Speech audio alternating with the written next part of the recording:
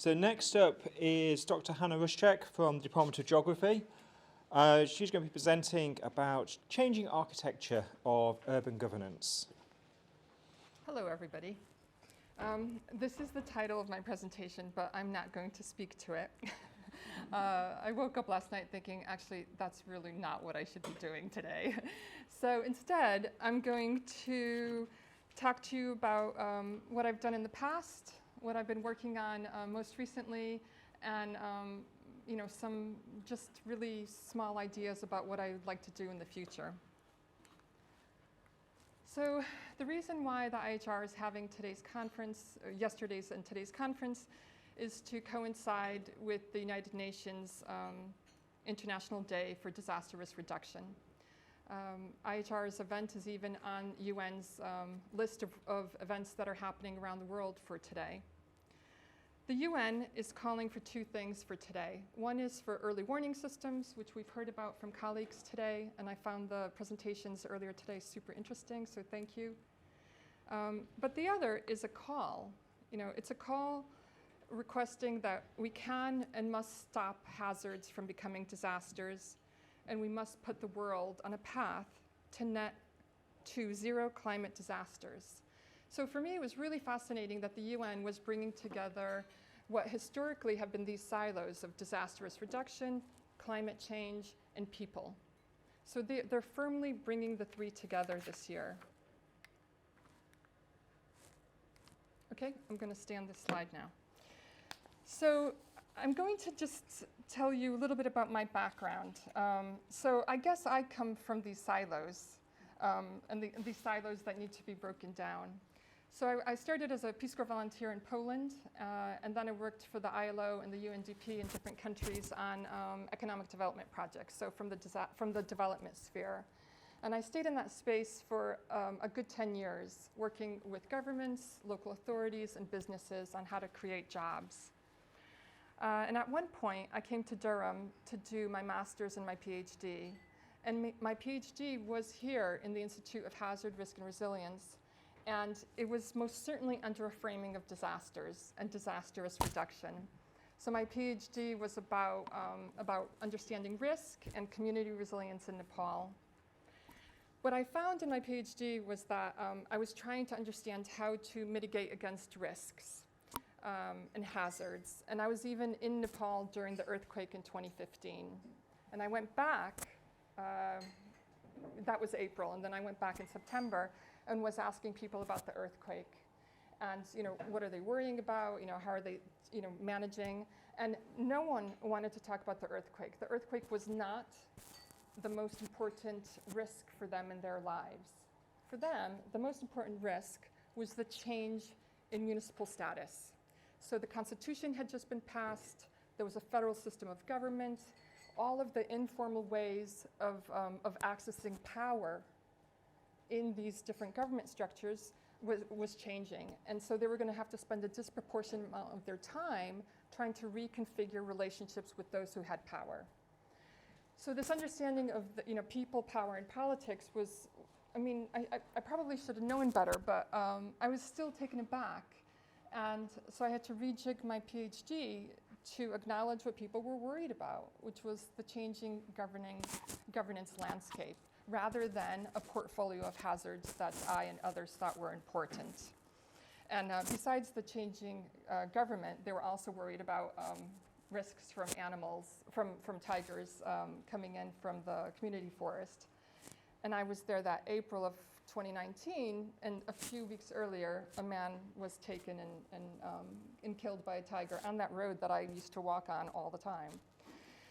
So I guess what I'm trying to talk about is we always need to go back to the perspective of people, those that we're trying to engage with, rather than thinking about, what do we want to research, and really trying to root our research from the point of view of people who are most impacted. So in the last 2 years, I've been working with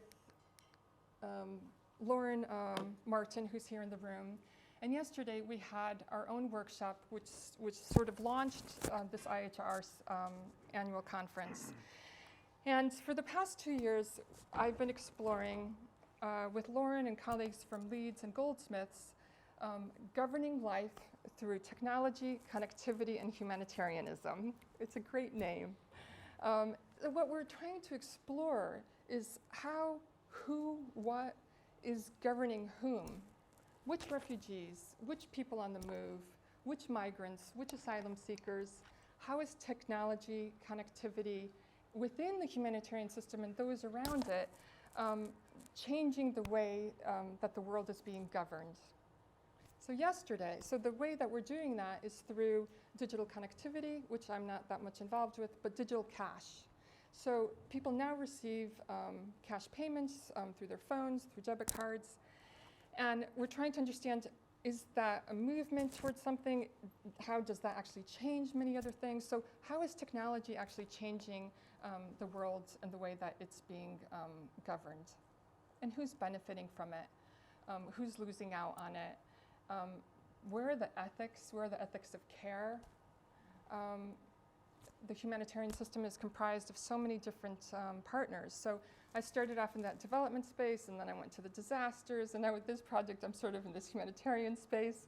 And it's the same set of issues, no matter what sector that we're talking about. It's silos of practice, people being scared to give up their power and control over funding, over resources, over countries.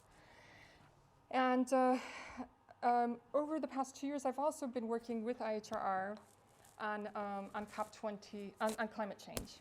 That came out through our relationship with Colin McHouston and Practical Action, our work in Bangladesh, and I've been working on livable cities. How do we, not well-being, but livable. They're so similar.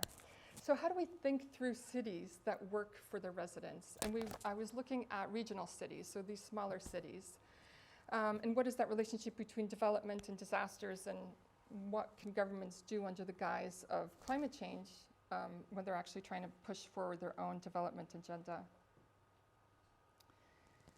What I found through working in Bangladesh with the International Center for Climate Change and Development was this necessity to build up the capacity of organizations on that global level, to speak for themselves.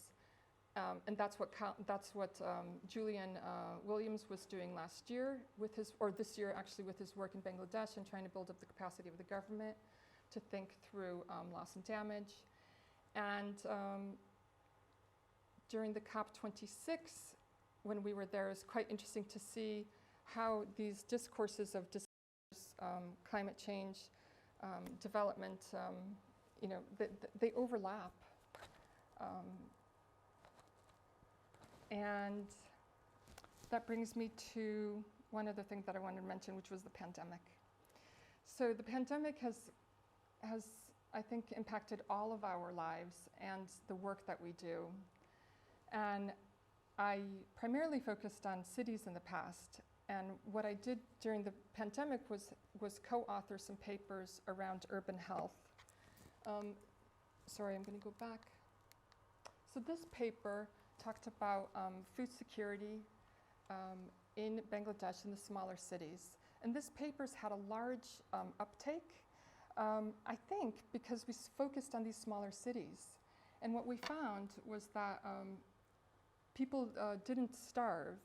They were slightly food insecure, but the range of people who were food insecure, which was much larger than we had anticipated, it included the middle class, and that was a big finding for us. So, of course, the informal settlements had significant issues, but people who did not have a permanent job with the government or didn't have a permanent job with an INGO or an NGO were food insecure. They were particularly food insecure because they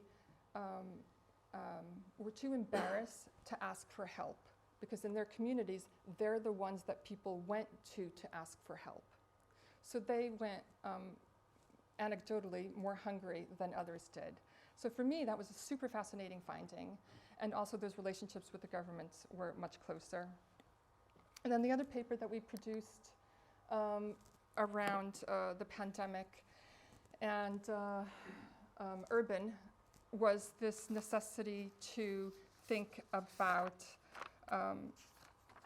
the linkages, like there's three big issues in our opinions about thinking about COVID and urban health for the world. One is the changing landscape related to urbanization, climate change, and the role of governments. So we found that what we're trying to think through is what are the different, there's so many different scales at play, and we cannot put the focus on policy and advocacy work only on one particular scale. So we're talking about the individual level, the hinterlands, the neighborhood, the household, and the city level. So I think there's a huge amount to be done in this area. And so that's all I've done so far. And so, so for the next 2 years, I'm coming back to the IHRR, and I don't actually know what I'm going to focus on. I know that it has to do something with cities. I know that it has to do with, with communities.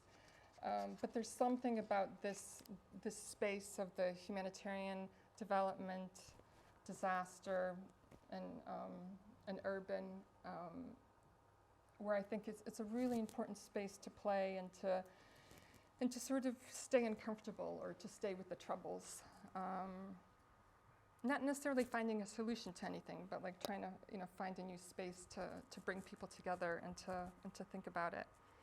So my call would be for IHRR, to continue to being an interdisciplinary space where not only the physical sciences are important, but also the social and even more importantly the humanities, so that we can imagine a better world for everyone. Thank you.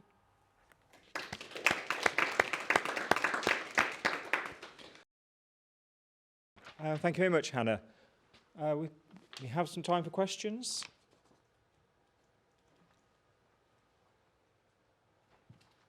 Comments, discussions?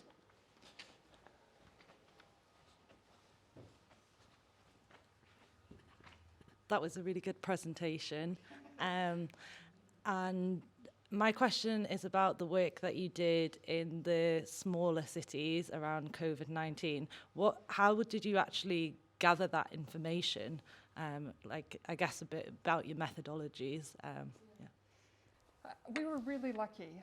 So in 2019, I got a small grant for £25,000, and I went with a scholar from South Africa. She's a humanities, she does storytelling, and an engineer. So it was an engineer, a storyteller, and me. And so we went to Bangladesh, worked with ICAD, and they suggested 2 cities for us to work in, Mangla and Noapada. And we went there, we conducted, we did a survey of 400 people and interviews, and we did the storytelling workshops, we made films, photo books, all of it. And that was end of 2019, and then we couldn't go back in 2020 because of the pandemic.